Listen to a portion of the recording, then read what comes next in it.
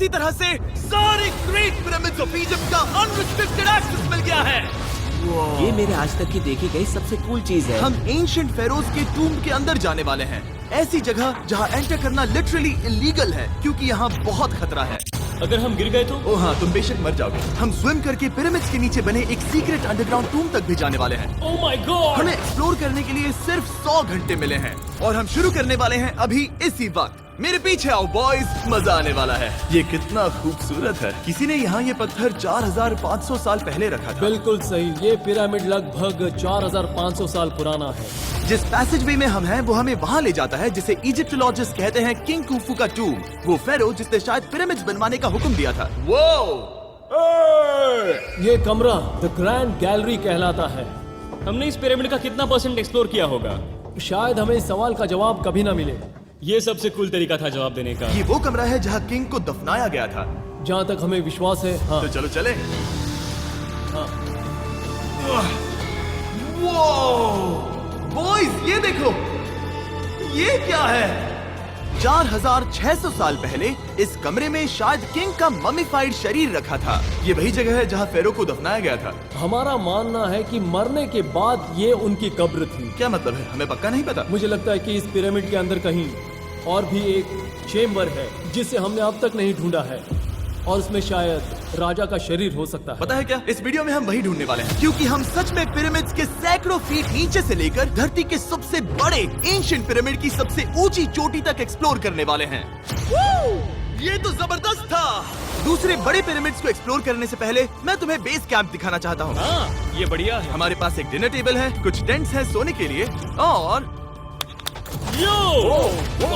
Okay. यहाँ तक कि हमने लाइट्स भी लगाई हैं ताकि तुम पिरामिड्स को कैंप से देख सको। ये इस दुनिया की सबसे महंगी नाइट लाइट होगी। ये है वो पिरामिड जिसे हम एक्सप्लोर करने वाले हैं। मुझे सुबह 5 बजे शुरू करना है तो सब जाके सो जाओ। ये पिरामिड्स अपने समय के लिए इतने टेक्नोलॉजिकली एडवांस थे कि कुछ लोग इनका क्रेडिट प्री इजिप्शियन सिविलाइजेशन को देते हैं, जबकि कुछ लोग तो एलियंस की थियरीज की ओर भी इशारा करते हैं। लेकिन इजिप्टोलॉजिस्ट को यकीन है कि इन्हें पहले के इजिप्शियंस ने अपने किंग्स के टूम्स के रूप में बनाया था। और इस वीडियो के अंत तक हम पता लगा लेंगे कि इनमें से कौन सी थियरी सच है। ठीक है बॉयज, उम्मीद है तुम अगला पिरामिड एक्सप्लोर करने के लिए तैयार हो, द पिरामिड ऑफ खाफरे। आखिर इस विशालकाय रचना की खासियत क्या है? हमें ये समझ आया कि हर पिरामिड के बाहर की केसिंग कैसी दिखती थी। एक जमाने में ये सब ऐसे ही दिखते थे। मतलब जैसे एलियंस ने इन्हें बनाया था वैसे? एलियंस ने नहीं बनाया। रामी हमें धरती के नीचे लगभग 100 फीट खाफरे के पिरामिड में गहराई तक ले गया। यहाँ एक ऐसी जगह है जहाँ इस आधुनिक दुनिया में से शायद ही कोई गया होगा। सच कहूँ तो हमें भी नहीं पता था कि हमें नीचे जाकर क्या देखने को मिलेगा। एंशिएंट इजिप्शियंस के पास कार्डबोर्ड था। हम काफी समय से मानते थे कि किंग काफरा को यहाँ दफनाया गया था और अब लोग यहाँ पर सामान रख रहे हैं। वो पिरामिड को रिस्टोर कर रहे हैं। जिमी, उन्हें औजार तो चाहिए होंगे ना? यानी कि असली बरियल चैम्बर कहीं और है। हाँ, रामी हमें उस रूम में ले गया जहाँ किसी जमाने में किंग काफरा की बॉडी को दफनाया गया था। मुझे एक बड़ी सीलिंग दिख रही है। दुर्गा हम इस पिरामिड के बहुत अंदर है। हम पहुँच गए किंग काफरा का असली बरियल चेम्बर। मैंने इससे अच्छी चीज आज तक नहीं देखी। भाई क्या बात है! ये क्या है? रुको, उस तारीख को देखो। जिसने ये लिखा है उसी ने टूम को डिस्कवर किया था। ये उसका दावा है कि उसने इस टूम को डिस्कवर किया था। फेरो को यहीं दफनाया गया था। किंग काफरा के मरने के बाद उन्हें यही रखा गया था। इसके अंदर लेटना अपमानजनक तो नहीं होगा? अगर मैं तुम्हारी जगह होता तो उसकी जगह श्राप को लेकर ज्यादा डरा होता। वैसे उस शराब से क्या होता है? कोशिश करके देखो। नहीं। ठीक है, चलो शराब के लगने से पहले यहाँ से निकलते हैं। ओह माय गॉश, ये पिरामिड तो शानदार था। राजा का मकबरा हमारे ज्यादातर सवालों का जवाब नहीं दे पाया, लेकिन पिरामिड्स के नीचे गहराई में स्थित अंडरवर्ल्ड का एक दरवाजा शायद वो चीज है जिसकी हमें तलाश थी। ये गॉड ओसिरिस का टूम्ब है जहाँ बहुत ही ओह कम माय गॉड इंसान गए हैं। हम क्या कर रहे हैं? और जाहिर सी बात है अंडरवर्ल्ड के देवता का टूम्ब भी काफी गहराई में होगा। अब ये क्या है? ये देखकर तो बहुत गहरा लग रहा है। काल, पहले तुम जाओ। Oh my gosh, oh my gosh! वो इतने आराम से नीचे कैसे जा रहा है? ये बस एंट्रेंस है काल। हाँ, अंडरवर्ल्ड के गॉड के पास जाने का। ये सीढ़ी काफी लंबी है। ये सच में बहुत गहरा है। अगर तुम गिरे तो ओह हाँ, तुम पक्का मर जाओगे। हाँ। अब तो सच में डर लग रहा है। मुझे इसे मजा नहीं आ रहा है। और जहाँ हम सब पहले से ही डरे हुए थे, वहाँ आगे जाके हमें ये दिखा। 3000 साल पुराना इंसान। इंसान, मैंने इसे हाथ में क्यों पकड़ा है? ये खोपड़ी का हिस्सा ये है। एक खोपड़ी है। हाँ, ओ माय गॉड। जब हम नीचे जाएंगे हम इतनी गहराई में होंगे कि ऑक्सीजन की कमी से बेहोश होने का भी खतरा रहेगा। बिल्कुल सही। अब चैंडलर ओजाइरिस की कब्र की ओर बढ़ रहा है।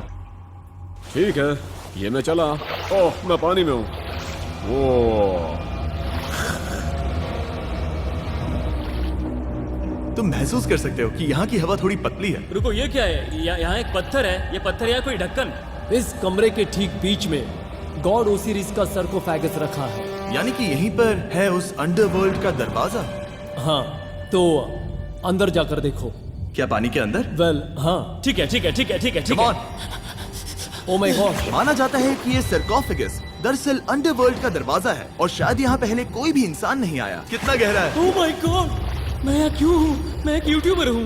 हम यहाँ क्या? जरा ऊपर राइट में उस कोने को देखो, वहाँ एक सुरंग है जो किसी को नहीं पता कहाँ जाती है। काल, वहाँ ऊपर जाओ। क्या मैं सच में वहाँ जा सकता जिमी, हूँ? उसे मत जाने दो। मैं बहुत डर गया हूँ ब्रो।